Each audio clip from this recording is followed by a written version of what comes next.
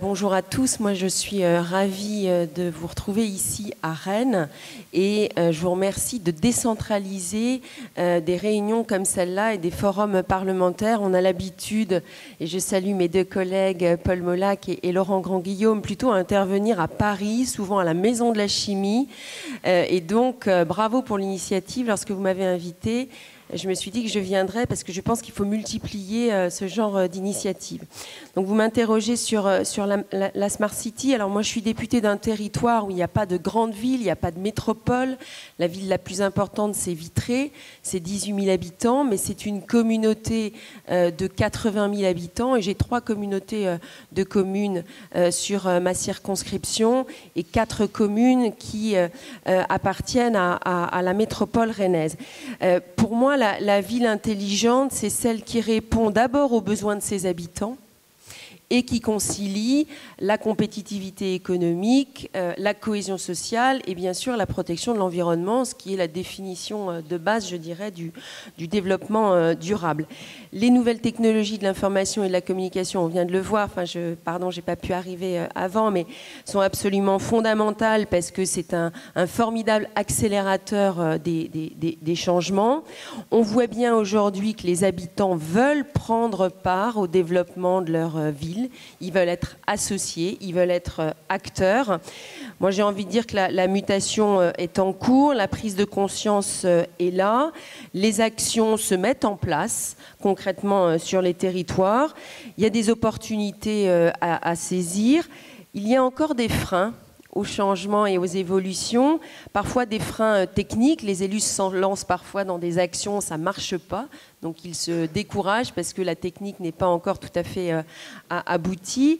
Il y a aussi des freins financiers. Il faut que les équipes municipales considèrent qu'il y a des priorités en la matière. Ce n'est pas forcément toujours le cas puisque vous connaissez l'état des finances de notre pays et des collectivités locales. Donc il faut faire des choix intelligents et apporter la preuve qu'on va faire des économies, pas forcément tout de suite mais à terme. Il y a aussi des freins psychologiques. On a sur notre territoire une fracture numérique, donc on a des acteurs qui vont loin, qui vont vite, mais il y en a qui restent pour le moment sur le bord du chemin, on doit y veiller. Principale fracture à laquelle on doit être attentif, c'est entre ceux qui ont le très haut débit et ceux qui ne l'ont pas. Donc moi je suis élue sur un territoire, je vous disais, avec des villes, mais aussi un territoire rural. Et donc on a une responsabilité collective à ce que le déploiement du très haut débit se fasse vite et partout.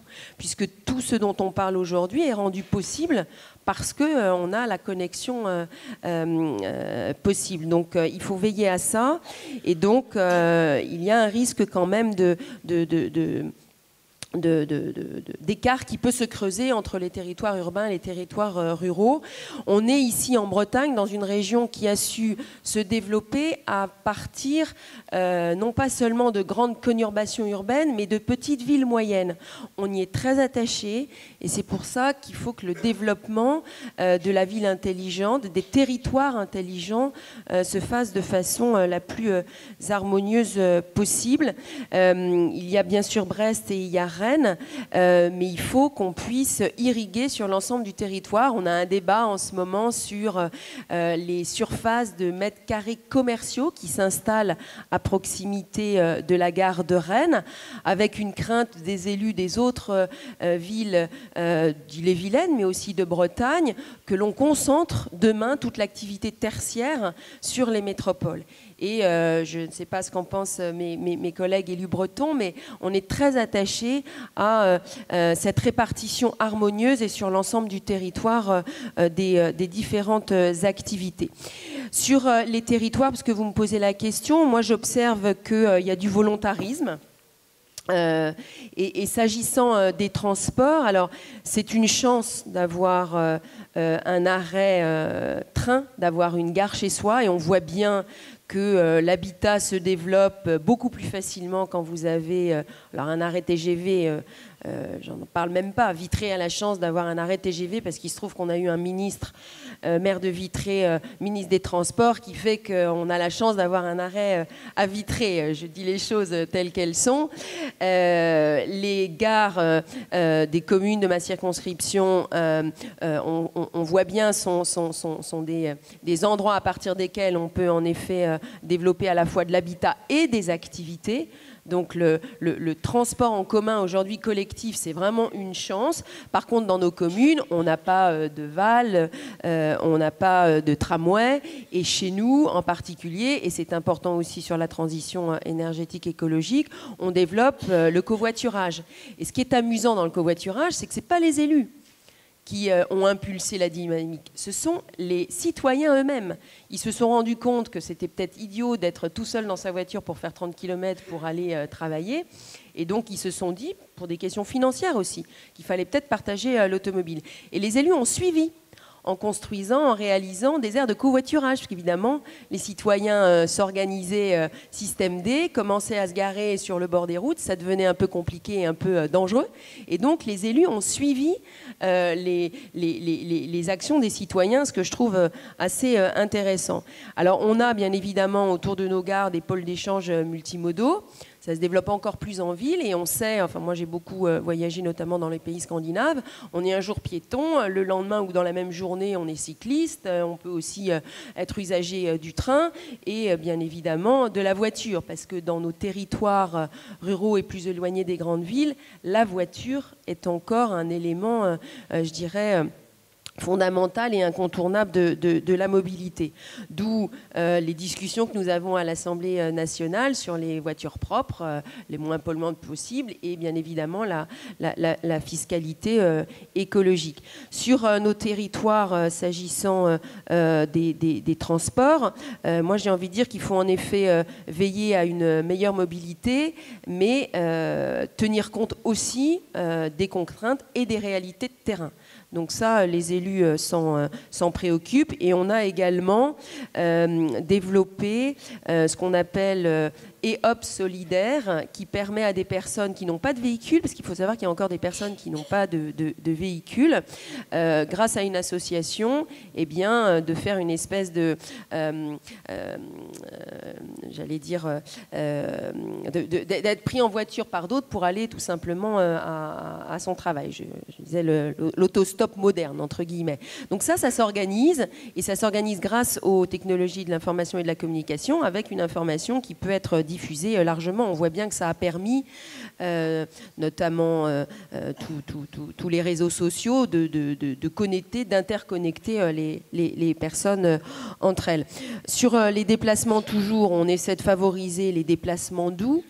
Alors, d'abord pour le tourisme, mais les gens s'aperçoivent aussi qu'ils peuvent utiliser leur vélo pour aller travailler.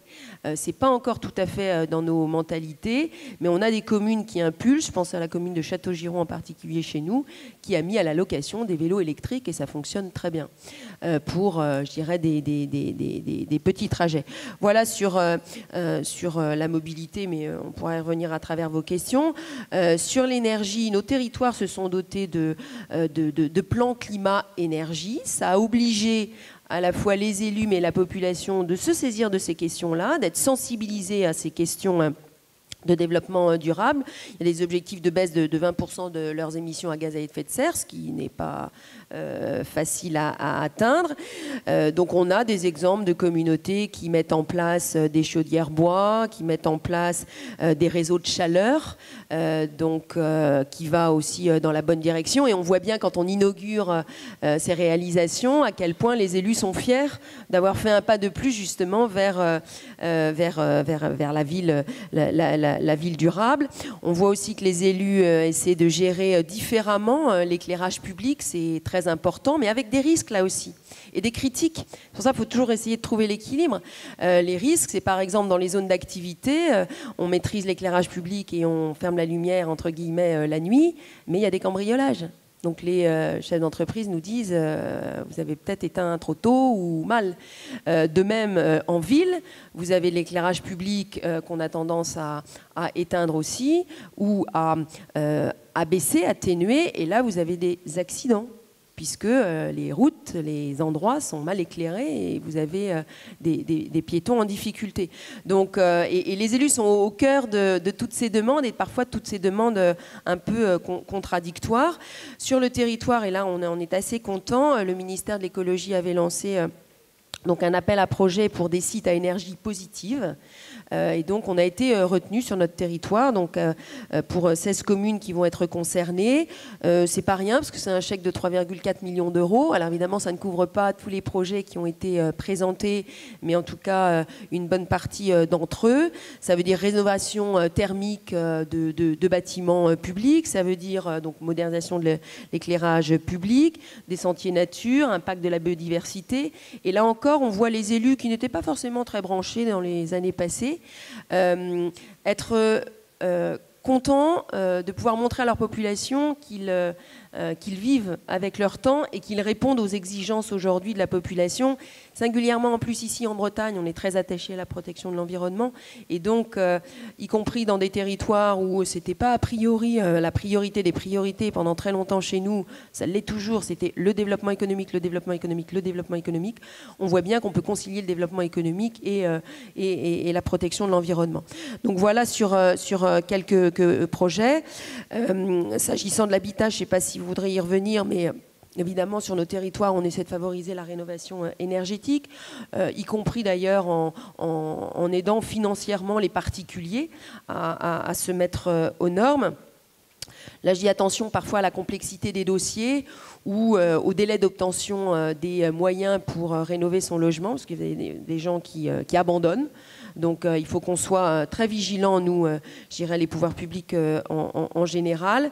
Également des villes qui se lancent dans les labels écoquartiers, où là aussi on prend conscience à l'échelle d'un quartier pour après, j'ai envie de dire, le généraliser à la ville entière, à la nécessité de mixer donc l'habitat, l'artisanat, les commerces. Tout ça, bien évidemment, avec une gestion durable, puisque le règlement de ces écoquartiers tient compte de la gestion des eaux de pluie, la consommation d'énergie, les déplacements des citoyens. Et tout ça contribue aussi à créer une espèce d'esprit de quartier de demain. Alors, tous les élus sont allés dans toutes les capitales du monde où il y avait des écoquartiers pour voir comment ça se passait. Après, quand on rentre, on veut la même chose. J'étais il n'y a pas longtemps au Danemark, on a encore vu un quartier qui a été totalement rénové. Effectivement, quand on rentre, on a envie immédiatement de l'appliquer au quartier chez nous. Alors, la différence parfois, et j'y reviens, entre les pays scandinaves et nous, et vous l'évoquiez rapidement tout à l'heure, c'est on a quand même une bureaucratie qui n'est pas très facilitante pour les projets innovants en la matière. Voilà, en matière de gestion des déchets, c'est important. Sur notre territoire, l'Ille-et-Vilaine est couvert par plusieurs syndicats mixtes qui gèrent les déchets. Là, on a un vrai enjeu, réduire les gaspillages, favoriser le tri chez nos concitoyens et inciter à produire moins de déchets. On met en place ce qu'on appelle la redevance incitative. Et là, c'est pareil. Les gens nous demandent, ils vont en faire de plus en plus d'efforts. Ça va, pour certains, leur coûter la même chose, pour d'autres, un peu plus cher. Donc les gens ne comprennent pas, s'ils font plus d'efforts, que ce ne soit pas moins cher à l'arrivée. Donc, vous voyez, les élus sont toujours pris, je dirais, en étau entre des équilibres à trouver. Donc, j'en terminerai par là. Il faut vraiment qu'on veille d'abord à l'attente des habitants. On est élu pour les habitants, pour en effet une vraie et bonne qualité de vie. Il faut qu'on pense le développement durable dans la façon dont on gère nos collectivités. On voit bien qu'il y a un désir de sécurité aussi, et notamment de sécurité des données, vous le disiez tout à l'heure. Parce que avec tout ça, on gère des batteries de données, et donc la sécurisation de ces données est absolument très importante. Les moyens des collectivités, je vous disais, on ne peut pas tout faire tout de suite, donc il faut se donner des priorités. Le concitoyen qui nous demande de maîtriser son impôt, demande de plus en plus de services, mais il demande aussi qu'on maîtrise son impôt, et il a la volonté donc de participer, avec les contradictions et avec ce que je disais tout à l'heure de la bureaucratisation, et je m'en arrêterai là, sur les contradictions. Moi, je suis très favorable à l'énergie éolienne. Je vois bien que quand un projet de parc éolien est envisagé sur un territoire, il y a immédiatement des résistances. Donc on ne peut pas d'un côté annoncer qu'on veut plus d'énergie renouvelable et d'un autre côté, à chaque fois qu'il y a un projet, voir le projet qui est contesté. Donc il faut vraiment, dès l'amont, associer, je pense, la population, faire tomber des idées reçues. Il y a des endroits où c'est justifié d'avoir des projets, d'autres absolument pas. Mais là où c'est justifié, en effet, je pense qu'il faut associer. Et quand je vous parlais de bureaucratisation, l'autre exemple, c'est la méthanisation. On a pris un retard fou par rapport à nos voisins européens, allemands en particulier, là aussi, parce que quand un projet sort en quelques mois en Allemagne, nous, il nous faut des années. Et on décourage les bonnes volontés. Donc oui, on a tous un devoir demain de ville et de territoire durable. Il faut savoir qu'il y a des contradictions, il faut savoir qu'il y a des freins. Et donc notre rôle à nous, les élus, c'est toujours de trouver le bon équilibre, la bonne sensibilisation et lever les freins dont je parlais tout à l'heure, y compris d'ailleurs dans les lois et les règlements, enfin dans les lois qu'on vote à l'Assemblée nationale et au Sénat. Enfin, c'est l'Assemblée nationale qui a le dernier mot, donc voilà. Et aux règlements qui sont pris par les différents ministères. Voilà globalement ce que je pouvais dire pour introduire le débat. Et ce qui m'intéresse moi maintenant, c'est de vous écouter. Parce qu'on apprend beaucoup à l'occasion de ce genre de manifestations les uns les autres. On a parfois des idées reçues et on progresse sur la réalité et sur les enjeux. Et surtout, n'hésitez pas à nous dire ce que vous attendez du législateur. Faut que ce soit une table ronde utile à ce titre-là. Merci beaucoup. Merci Madame la députée.